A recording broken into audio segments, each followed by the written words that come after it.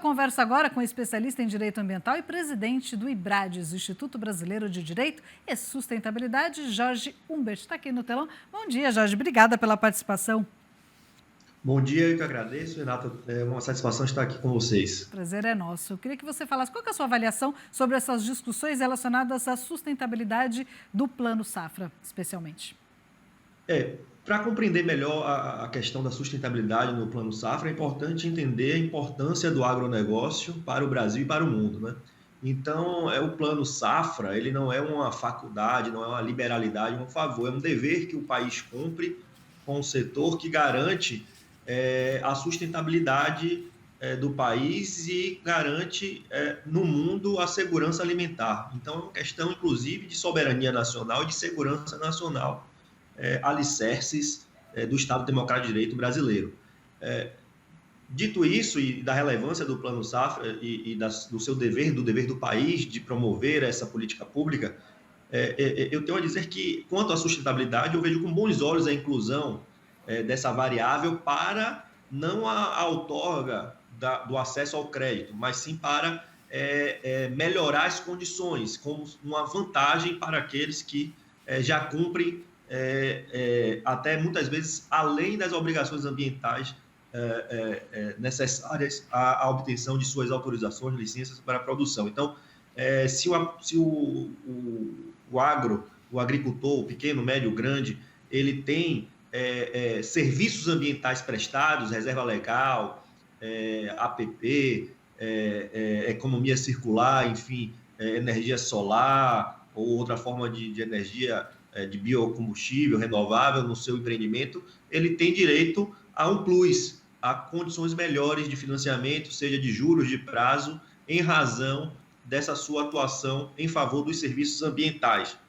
Então, eu vejo com bons olhos, mas desde que, para o acesso a essa linha diferenciada, não se prejudique a linha comum e ordinária, e também que não haja uma burocracia que acaba colocando isso apenas como um mero discurso, um mero marketing de pedaço de papel. Porque se você for exigir, muitas vezes, documentos, informações que são desnecessárias e de difícil acesso e de obtenção com celeridade, e se isso for atrasar o firmamento do contrato, eu posso dizer que não será algo que realmente vai produzir um efeito positivo. Jorge, principalmente o governo tem que falar sobre isso, né, e facilitar o acesso, principalmente do produtor, porque o mundo tem cobrado isso do Brasil, a questão da sustentabilidade, meio ambiente. Então, o governo também precisa facilitar isso para o produtor, né?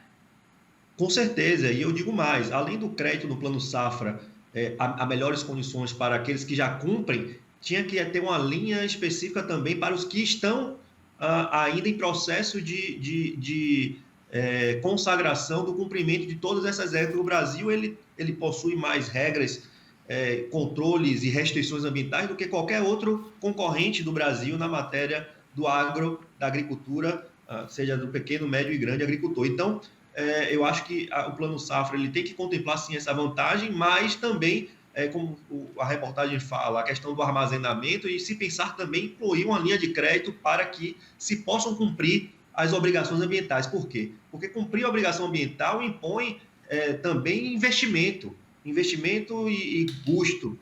Então, é preciso também apoiar o agro brasileiro para que ele tenha condições de cumprir as rigorosas e maiores obrigações ambientais que ele tem do que outros concorrentes internacionais. Você falou dos armazéns, né? Não adianta a gente ter uma alta produção se a gente não tem onde guardar adequadamente, né?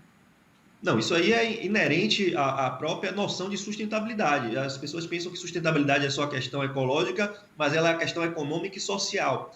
Então, imagine você, se eu tenho um país, por exemplo, que está em busca aí do combate ao desmatamento, que é ilegal, e não se confunde com a supressão. Muitas vezes o agro é demonizado por fazer supressão, e supressão é autorizada, é lícito e é feito no mundo inteiro. Então, o desmatamento que é ilegal, é aquele que vai para a área do crime realmente, tem que ser punido.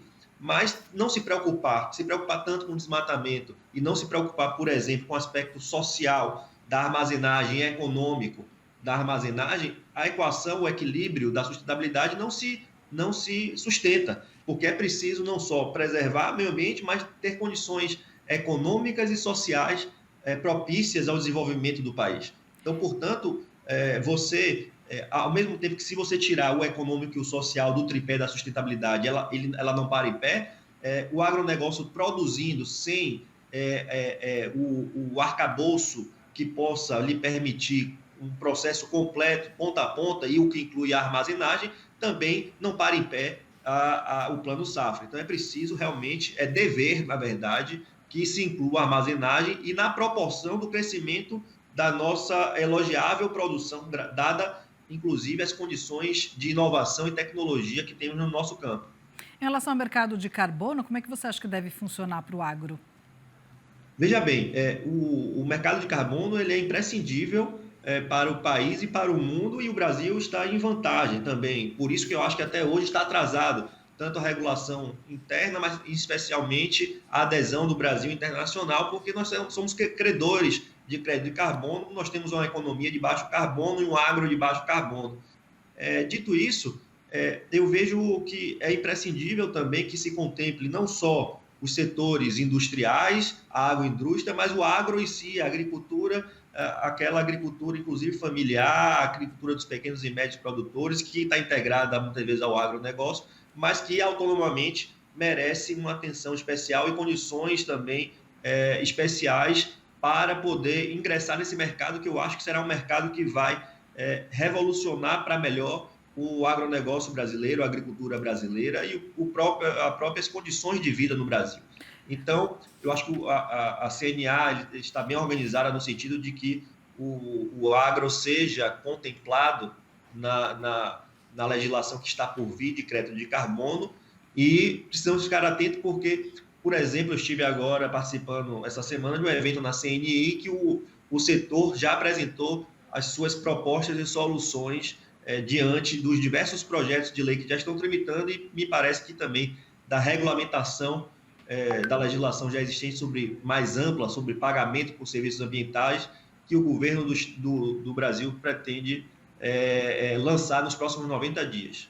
Então, o setor está se organizando, a indústria, a gente deu essa reportagem aqui, a indústria se organizou, o agro também precisa se organizar. Rapidamente, só para a gente encerrar, o IBRADES, o Instituto, que você é presidente, ele busca levar conhecimento, e a gente sabe que o conhecimento faz toda a diferença. Como é que vocês querem trabalhar agora nessa questão para levar esse conhecimento para o produtor?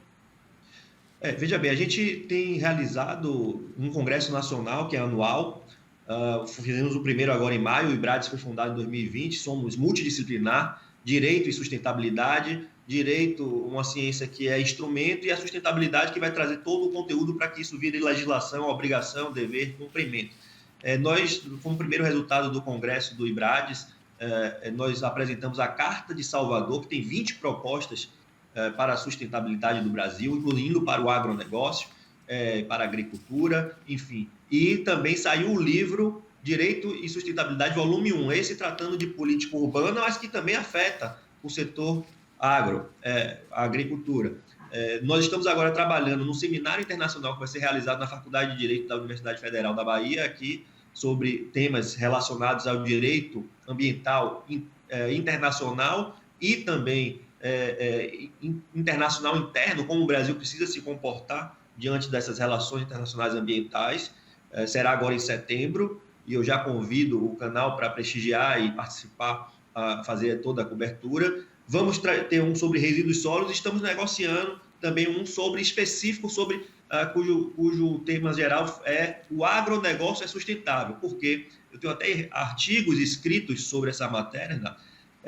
O agro brasileiro ele precisa ser elogiado, ele precisa ser louvado, porque ele cumpre uma série de requisitos, e a Embrapa demonstra muito bem isso, mas o Brasil como um todo precisa. A ciência, se você pegar os dados, vai comprovar que o nosso agro, a nossa agricultura é uma agricultura altamente sustentável, ela cumpre o tripé da economia, do meio ambiente e do social. Tá bom, infelizmente meu tempo acabou. Muitíssimo obrigada pela participação, parabéns pelo trabalho. Avisa a gente desses seminários. Obrigada pela participação e até a próxima. Eu que agradeço muito, até a próxima. Obrigada.